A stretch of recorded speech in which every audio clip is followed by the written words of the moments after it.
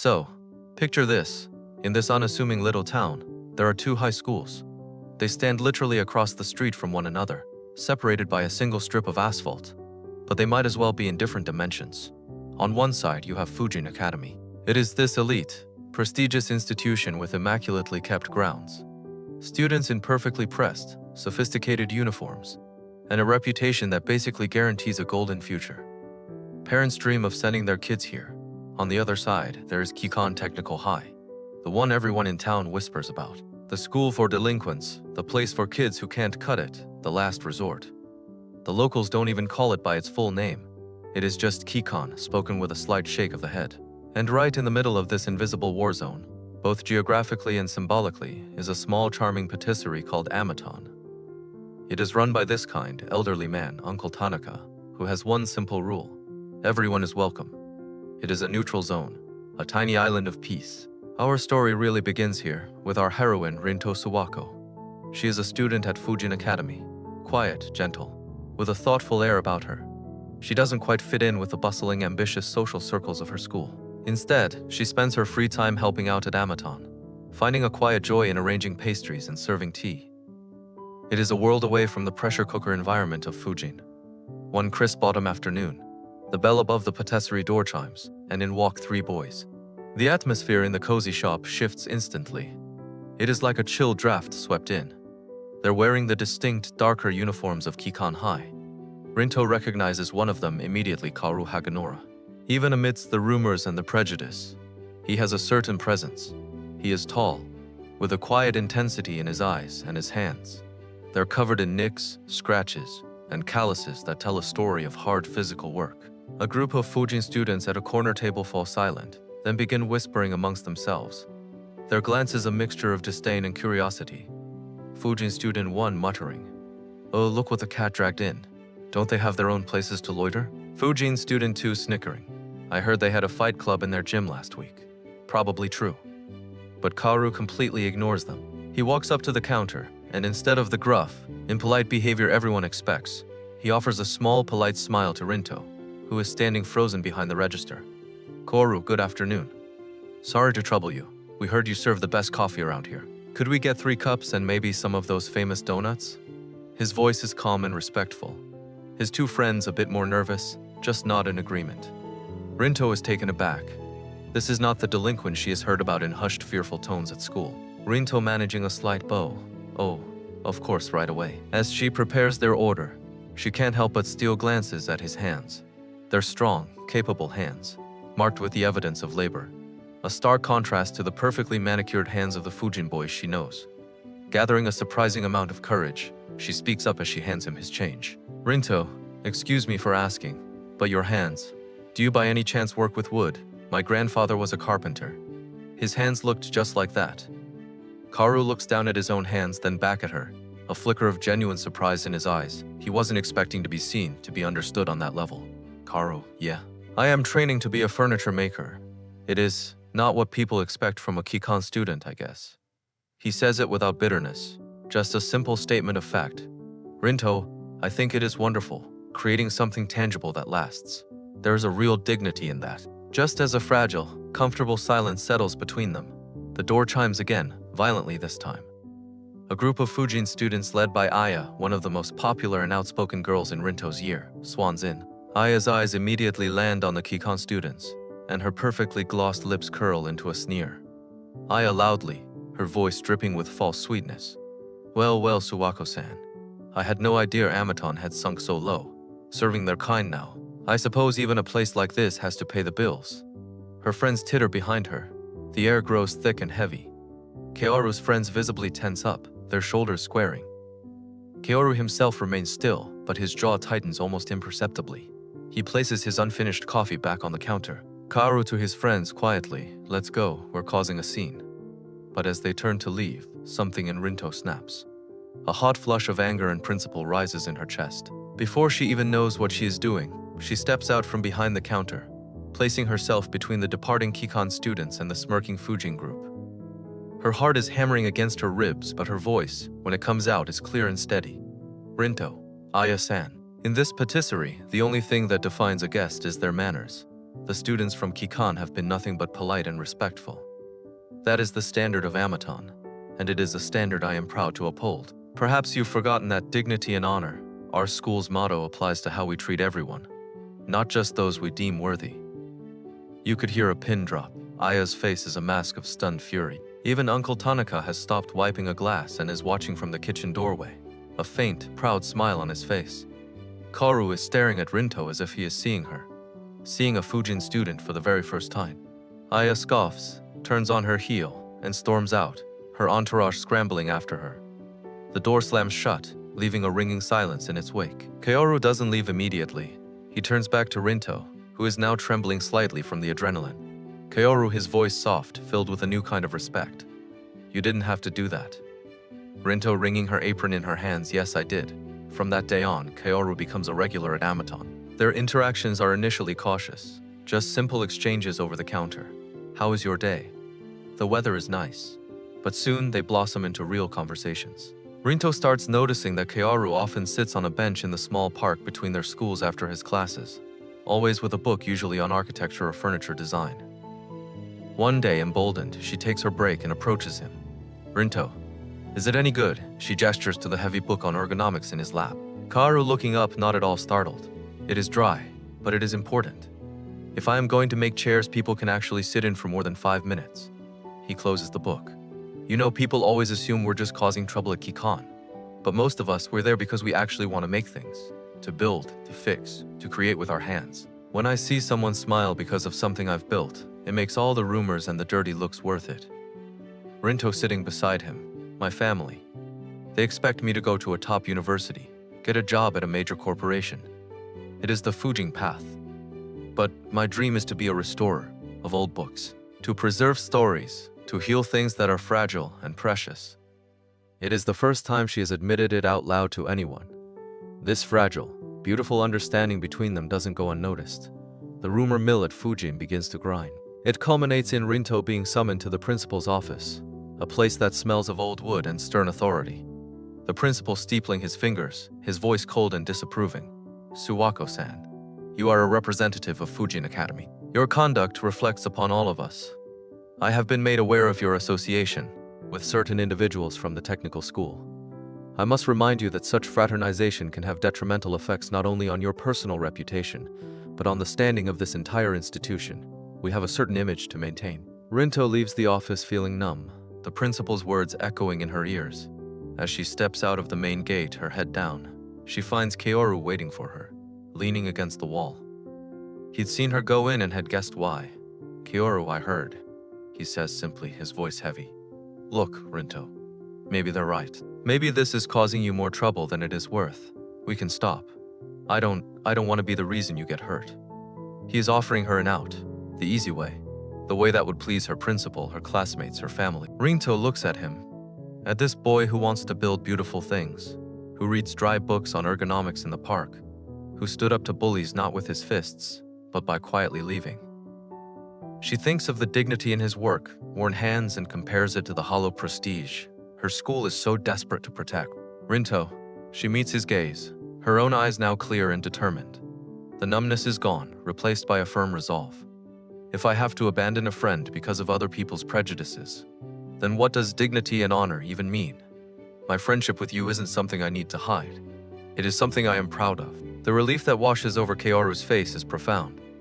That evening, as the sun begins to set, they sit together on their usual bench in the neutral ground between their two worlds, sharing a box of cream puffs from Amaton. The setting sun washes over the brick walls of Fujin and the concrete facade of Kikan, painting them both in the same brilliant golden light, as if nature itself was trying to erase the man-made line that divided them. So after Rinto's brave stand in the patisserie and her defiant words to the principal, you'd think things might get easier for them, right? Well, not exactly. If anything, their world became more complicated, like they'd poked a hornet's nest. Their friendship, once a quiet secret, was now an open secret, and everyone had an opinion about it. The rumor mill at Fujin Academy went into overdrive. Whispers followed Rinto through the hallways. Girl 1 loudly as Rinto passes, and she actually chose to defend them. Can you believe it? Girl 2, my father said if she keeps this up, it could affect our school's ranking. It is so selfish. Even some of the teachers began treating her differently. In literature class, Mr. Kobayashi, a stern traditionalist, called on her unexpectedly. Mr. Kobayashi, Suwako-san, since you seem to have such a modern perspective on social relations, perhaps you can explain the thematic significance of class divisions in this Edo period text. The question was a thinly veiled jab. The classroom fell silent, all eyes on her. Rinto felt her cheeks burn, but she answered calmly, separating the literary analysis from the personal attack. But the coldness wasn't just from her side of the street. The next time Kaoru came to Amaton, he came alone. His usual two friends were absent. Rinto, where are Ren and Tashi? Kaoru stirring his coffee, not meeting her eyes. They think it is better to lay low for a while. They're getting heat too. Some of the guys at Kikon think I am getting a big head, fraternizing with the elite. They say I am making the rest of them look bad by trying to be one of them. The Prejudice was a two-way street, and they were stuck in the middle of the intersection. The real test came a week later. Rinto was walking home late after helping Uncle Tanaka with inventory. She took a shortcut through the park, the same park where she and Kaoru often talked. There, she found Ren and Tashi, Kaoru's friends, surrounded by three older, aggressive-looking boys from a different vocational school. The tension was palpable. Older boy one shoving Ren's shoulder. Think you are tough because you hang out with that Fujin girl. Too good for your own kind now. Tashi trying to defuse the situation. It is not like that. Just leave it. Rinto's first instinct was to freeze, to turn around. But she remembered the look in Kaoru's eyes when he talked about his friends. They were like brothers to him. Steeling herself, she walked right into the middle of the group, her heart pounding like a drum. Rinto, her voice surprisingly steady. Is there a problem here? The older boys turned, looking her up and down with a mixture of surprise and contempt. Older boy too. Well, look what the cat dragged in. The princess herself. You lost, sweetheart. Your fancy school is that way. Rinto ignoring him, looking directly at Ren and Tashi. Kaoru is looking for you both. He is waiting at Amaton. We should go. She was creating an exit strategy, her tone implying it was a settled matter. Older boy one stepping in front of her. We're not done talking. In that moment, Rinto didn't back down. She stood her ground, her Fujin uniform seeming less like a mark of privilege and more like a suit of armor. Rinto, yes you are. Uncle Tanaka is expecting us, and he is friends with the police chief. I am sure he'd be very interested to know you are harassing customers of his patisserie. It was a bluff, but a convincing one. The mention of the police made the boys hesitate. They muttered curses but eventually backed off, disappearing into the shadows of the park. The walk to Amaton was silent and tense. Once inside the warm, sweet-smelling safety of the shop, Ren finally spoke, his voice gruff with embarrassment and gratitude. Ren, you didn't have to do that. We could have handled it. Rinto, I know, she said softly. But friends look out for each other, don't they? That single word, friends, seemed to break down the last wall between them. Tashi, the quieter of the two, gave her a small, genuine smile. Tashi, Kaoru was right about you. You've got guts. When Kaoru arrived a few minutes later and heard what happened, his face went through a whirlwind of emotions, anger at the other boys, worry for his friends, and then a profound, overwhelming look of respect for Rinto. Kaoru to Rinto later that evening as they walked home. Thank you for what you did for them. Rinto, they're your friends. That makes them my friends too. Kaoru. It is just, I am the one who is supposed to be from the tough school, but you are the one who keeps charging into battles without flinching. He wasn't just talking about the park incident. He was talking about the principal, the whispers, everything. Their bond, now fortified by this shared trial, deepened. They started studying together at the patisserie after it closed. Kaoru would struggle with his technical manuals, and Rinto would help him parse the complex language. In return, he showed her the blueprints for a chair he was designing. Kaoru pointing to a curved line on the paper. See this? That is not just for looks. The curve supports the lumbar spine. It is about comfort, about caring for the person who will use it, even if you never meet them. Rinto tracing the line with her finger. It is like poetry, but written in wood and intent. It was during one of these study sessions that Kaoru shared something vulnerable. He was working on a small, intricate jewelry box. Rinto, it is beautiful. Is it for your mother? Kaoru shaking his head, a faint blush on his cheeks. It is for you to say thank you for everything. He pushed the unfinished box across the table. It was made of a light cherry wood, sanded to a silken smoothness. The joinery was perfect. Rinto stunned. Kaoru, I can't accept this. This is too much. Kaoru, please, I want you to have it. You see the dignity in this kind of work. Most people at your school just see a dirty trade. She accepted it, holding the small box as if it were the most precious thing she'd ever been given. In a way, it was. It was a piece of his soul, crafted with his own hands. Of course, this newfound closeness didn't escape notice. Aya and her clique, feeling threatened by Rinto's quiet defiance, decided to escalate. They started a petition to have students from rival schools banned from entering Fujin Academy's campus for the upcoming cultural festival. A thinly veiled attempt to specifically ban Kaoru. When Rinto saw the petition posted on the school bulletin board, a cold dread settled in her stomach. The battle lines were being drawn, and she was right on the front line. She knew she couldn't fight this with quiet defiance alone. She had to make people see. But how do you fight an enemy that isn't a person, but an idea? An idea so deeply ingrained that it felt like a fact of life. She looked at the cherry wood box on her desk that night, running her fingers over its smooth surface. It was a testament to skill, patience, and care values her own school claimed to uphold. The hypocrisy was staggering. She knew what she had to do. The cultural festival wasn't a threat. It was an opportunity. It was a chance to show everyone that the boy they wanted to ban was more of an artist than any of them could ever hope to be. The war for understanding was about to begin, and Rinto was ready to fight it with the only weapon that had ever worked: the truth. The cultural festival was the talk of Fujin Academy. The petition to ban outsiders had created a deep divide. Some students, swept up by Aya's rhetoric, supported it fervently. Others were uncomfortable but remained silent. And a small few, inspired by Rinto's quiet courage, began to question the status quo. Rinto knew she couldn't confront this head-on with arguments. She had to show them. She went to Kaoru with a determined glint in her eyes. Rinto, the festival's theme is tradition and innovation, right? I have an idea. But I need your help. Her plan was audacious. Fujin's Class 2B was in charge of a traditional crafts exhibit. It was mostly a display of calligraphy and ikebana, beautiful, but safe. Rinto proposed something radical: a live woodworking demonstration. Class president, woodworking at our festival. That is a Kikon thing. It is dirty and loud. Rinto calmly, is the creation of a beautiful object from a raw piece of wood, not a tradition. Is the skill of a craftsman not something to be admired? Or are we only interested in traditions that look clean from a distance? She had done her homework. She presented historical documents showing that some of Japan's most revered art forms began as dirty crafts. She was fighting their prejudice with her own weapon, tradition. Meanwhile, Kaoru was facing his own battle. When he told his Kikon classmates about the plan, the reaction was mixed. Ren, you are going to perform for them. Like a trained monkey. They'll just look down on you even more, Kaoru, maybe. Or maybe one of them will see something other than a uniform for the first time. Rinto is risking everything for this. I won't hide. He chose to build a kumiko box, an incredibly intricate form of woodworking, involving assembling small pieces of wood without nails or screws, creating a geometric pattern. It was a painstaking silent art that required immense patience and precision, the absolute opposite of the brutish image people had of Kikon students. The day of the festival arrived. The Fujin campus was buzzing with activity. When Kaoru arrived at the gate, a student council member tried to stop him, pointing to the petition. Student council member, I am sorry, but… Rinto appearing suddenly, her voice clear and firm. He is my invited guest and a key participant in our class exhibit. Are we really going to reject knowledge and skill at an academic festival? She stood her ground until the council member reluctantly stepped aside.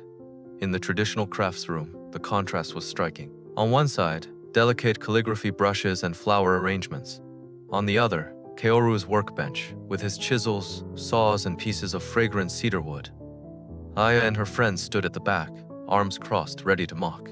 At first, visitors gave Kaoru a wide berth, eyeing his Kikon uniform with suspicion. But as he began to work, something magical happened. The rhythmic, gentle tap of his mallet, the focus in his eyes, the slow, miraculous emergence of a complex interlocking pattern from raw wood. It was mesmerizing. A young girl, maybe 8 years old, broke from her mother's hand and approached his table. Little girl. Mister, what are you making? Kaoru looking up with a soft smile. It is a puzzle made of wood. Every piece has to fit perfectly, or the whole picture falls apart. He showed her how the tiny individually shaped pieces of wood slid together, locking into place without glue. Her eyes widened in wonder. Little girl, it is like magic. That broke the ice, slowly. Others drifted over. They asked questions. Kaoru, initially nervous, began to explain his craft, his passion shining through. He wasn't a delinquent, he was an artist.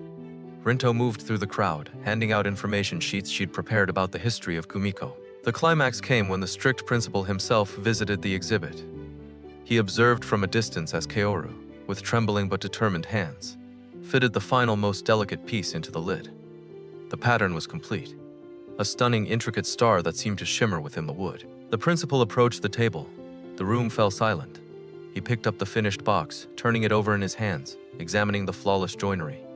Principal, his voice low, but everyone heard it. This is exceptional craftsmanship, a level of patience and skill that is truly commendable. He looked from the box to Kaoru, and then to Rinto, who was standing protectively nearby. He gave a slow, almost imperceptible nod. It wasn't an apology, but it was recognition. It was validation. The petition became irrelevant. The whispers didn't stop entirely, but they lost their power. Later that evening, after the festival had ended, Rinto and Kaoru found themselves back at their bench in the neutral park. The sounds of the festival were gone, replaced by the quiet chirping of crickets. Kaoru, we did it. You did it. You showed them who you really are. He reached into his bag and pulled out the Kumiko box. He hadn't sold it or displayed it with a price tag. Kaoru, I made this for you. The pattern is called Asa no Ha, the hemp leaf. It is a symbol of growth and devotion, because meeting you made me grow. You saw me, not my uniform. Rinto took the box, her eyes glistening. Inside, resting on a velvet cushion, was not jewelry, but the old worn calligraphy brush she used for her book restoration. A piece of her dream he had remembered and honored. Rinto, it is perfect. She looked at him, at this strong, gentle boy who carved his heart into wood, and she knew. The words didn't need to be grand, Rinto.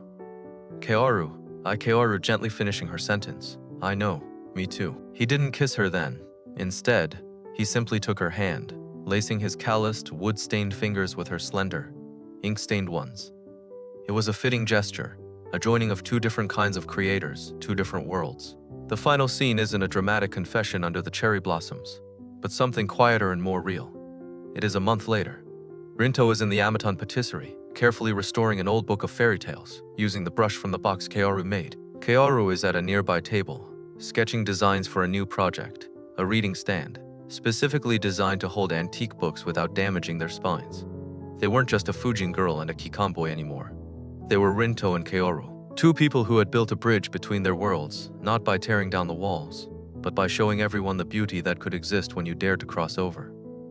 And as the warm, sweet air of the patisserie swirled around them, filled with the scent of old paper and fresh-cut wood, it was clear that their story was just beginning to bloom.